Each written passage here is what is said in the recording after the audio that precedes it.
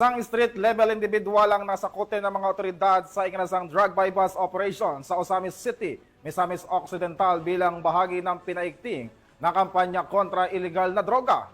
Patrolwoman Sara Bim Bato Malaki sa ulat.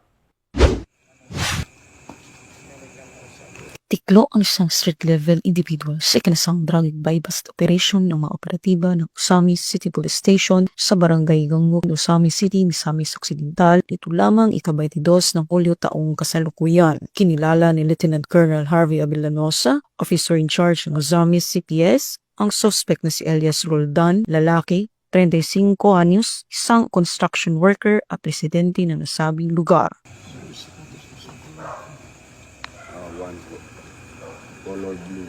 Sa ikinasang drug bypass operation ng mga operatiba ng Osamis City Police Station ay nasamsam ang mga pakete ng hininalang shabu, isang 500 peso bill na ginamit bilang bypass money at iba pang mga non-drug items. Ang suspect ay naharap sa kasong paglabag sa RA 9165 o Comprehensive Dangerous Drugs Act of 2002.